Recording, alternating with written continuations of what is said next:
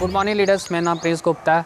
आजकल के सबसे ज़्यादा डिस्ट्रीब्यूटर का एक चीज़ का चैलेंज आता है, वो लोगों को ज्वाइन तो करा लेते हैं, ट्रेनिंग मीटिंग्स तो कर लेते हैं अटेंड, तो उसके बाद उनको क्या प्रॉब्लम आती है, जो उनके डाउनलाइंस है या वो खुद बाहर निकलते हैं। बहुत सारे लोग उनको ऐसे मिलते हैं कि नेटवर्क मार्केटिंग बेकार है, ये फ्रॉड कंपनी है, चीट फंड कंपनी है, भाग जाती है लोगों के पैसे लेकर, चैन सिस्टम वाला है। ऐसा ऐसा सुना होगा आपने।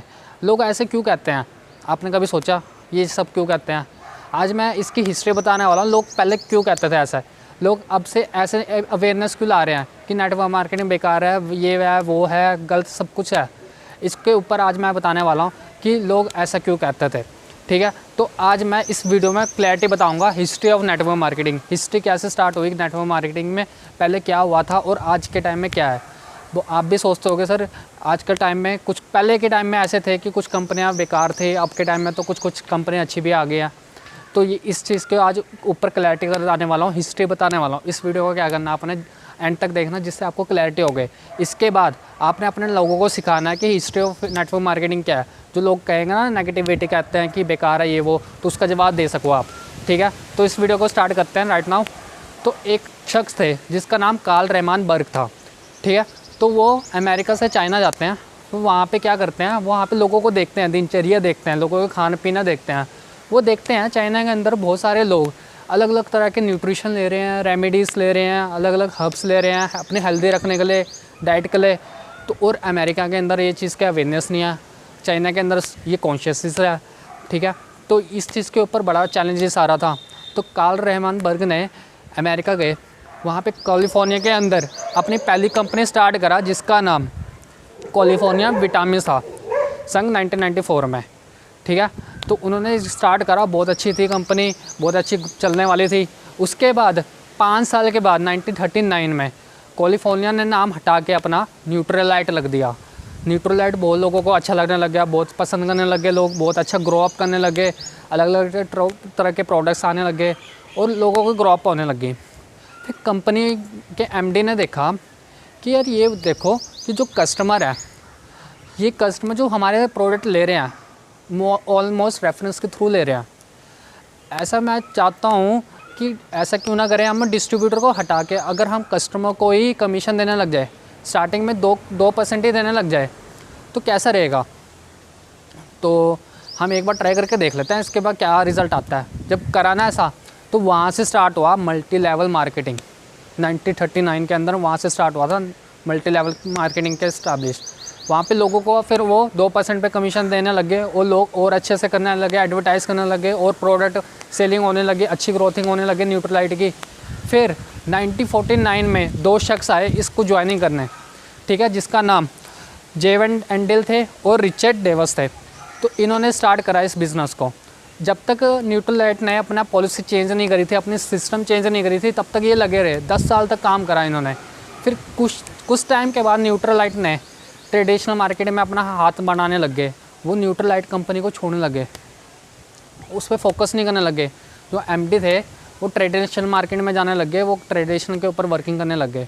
तो इसके वजह से जो ये दोनों थे, जेवन डेल और रिचर्ड डेवस ने, इन्होंने दोनों अलग अलग हो गए उस कंपनी से। उन्होंने सोचा हम अपनी कंपनी खोलेंगे। 1959 में स्टार्ट होता है, उन्होंने स्टार्ट करा एक कंपनी जिसका नाम आज एमवे कहते हैं। इसका जो असल में रियल नाम है अमेरिकन वे है। ठीक है, तो इसको एमवे के नाम से जाना जाता है। एमवे ने क्या करा, अपने प्रोडक्ट स्टार्ट करा। पहले स्टार्टिंग में प्रोडक्ट थे उनके, क्या लिक्विड्स वगैरह थे, डिटर्जेंट पाउडर्स वगैरह थे, कार वॉश के लिए थे, कुछ इस टाइप के प्रोडक्ट्स निकाले थे। ठीक है, और बहुत अच्छे ग्रोप ले रहे थे, बहुत सारे लोग ज्वाइन भी हो रहे थे, उसमें काम भी कर रहे थे। फिर सन 1972 में एमवे की जो ग्रोथ थी एक्सपोनेशन थी, ग्रोथ ज़बरदस्त थी उसमें।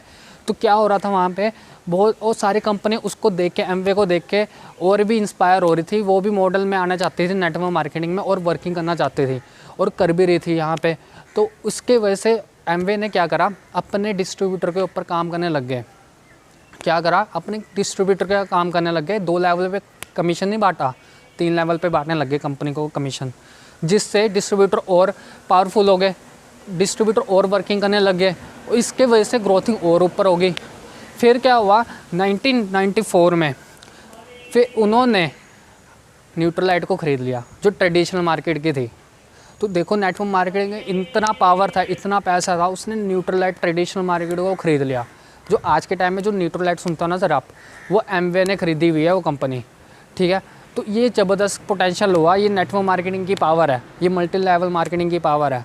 फिर 1990s में इंडिया में स्टार्ट हुआ नेटवर्क मार्केटिंग का। नेटवर्क मार्केटिंग का लोगों को कॉन्सेप्ट अच्छा लगा, part time business, extra income आता है, पैसिव इनकम आता है। कंपनीज ने अपनी सेमिनार्स मीटिंग दी लोगों को, और लोगों को अच्छा भी लगा, लोग ज्वाइन भी करने लग गए और लोग पैसे भी कमाने लग गए उसमें। फिर क्या हुआ, फिर उसके बाद लोगों के एक चीज़ प्रॉब्लम आ रही थी, वो ये आ रही थी जो उनके प्रोडक्ट थे वो इंडिया वालों के काम के नहीं थे।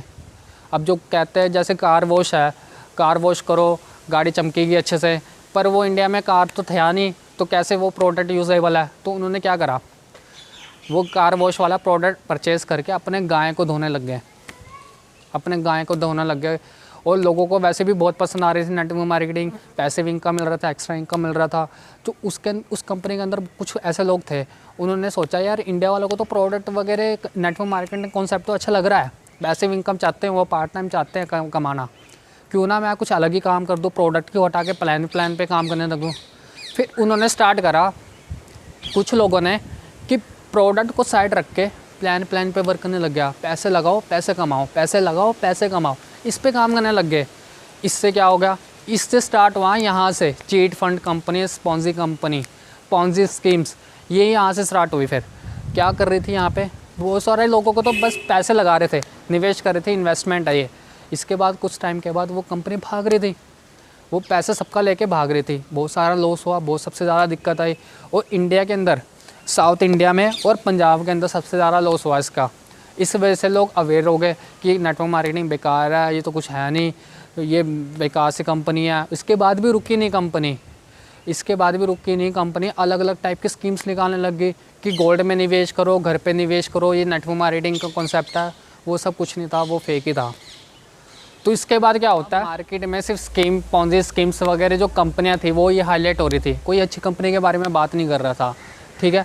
तो इससे क्या होता है, देखो एक्चुअली वही बात हो गई है, ज़िंदगी भर अगर आप किसी की अच्छी चीज़ें करते रहो, अगर उसकी भलाई करते रहो, एक दिन ऐसा आ जाए अगर आप गलती से उसका मर्डर कर दो, अगले दिन आप हाईलाइट हो जाते हो, न्यूज़ में आ जाते हो आप।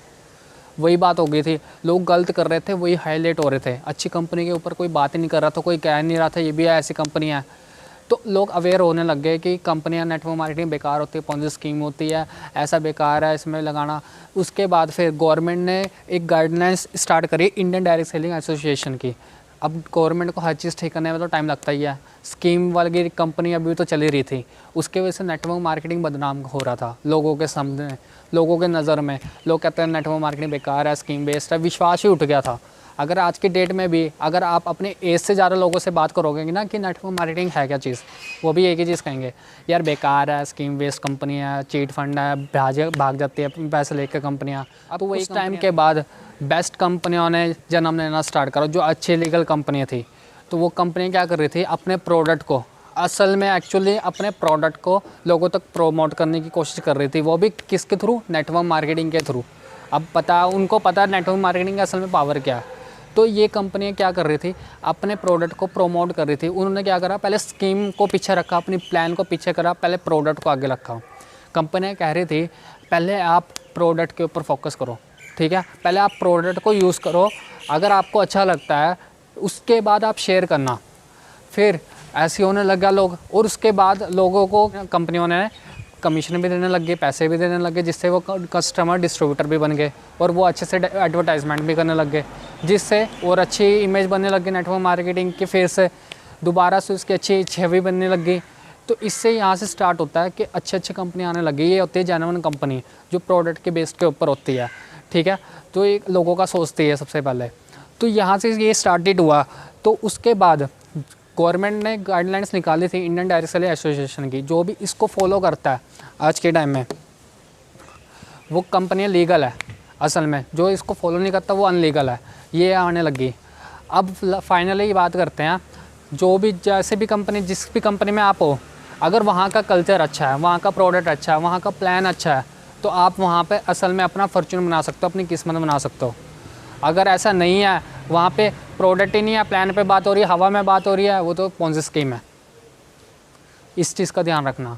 मैंने आज जो आपको नेटवर्क मार्केटिंग की हिस्ट्री बताने का मकसद ये था मुझे, क्योंकि आपको पता लगे कि कंपनी स्टार्ट कैसे हुई, हिस्ट्री कैसे स्टार्ट हुई, कैसे कंपनी स्टार्ट हुई यहाँ पे, कैसे कैसे प्रोडक्ट थे, कैसे लोगों का फ्रॉड होने लग गया इंडिया के अंदर, अब कैसे कैसे लोग ने गाइडेंस निकाल ली। अब पर एक चीज़ बताता हूँ, नेटवर्क मार्केटिंग एक मीडियम है, एक लोगों को अच्छा पैसा ग्रोथ करने का एक मीडियम है, जिससे लोग अच्छा इनकम अर्न कर सकते हैं, पैसिव इनकम अर्न कर सकते हैं। इसमें दोनों का फ़ायदा है, एक कंपनी का भी है और एक डिस्ट्रीब्यूटर का भी है। तो आपको ये समझना ज़रूरी है, नेटवर्क मार्केटिंग असल में अच्छी कंपनी है, ठीक है, वो अच्छे थॉट के साथ लेकर आती है लोगों को। पर आपको ये चीज़ सीखने को मिल गई है आज। अब आपने क्या करना है, अपने ज़्यादा से ज़्यादा डिस्ट्रीब्यूटर को सिखाना है, उनको भी कंप्लीट में पता चलना चाहिए कि हिस्ट्री ऑफ नेटवर्क मार्केटिंग क्या है, उनको समझ आना चाहिए। तो आपसे फिर मिलता हूँ नेक्स्ट वीडियो में।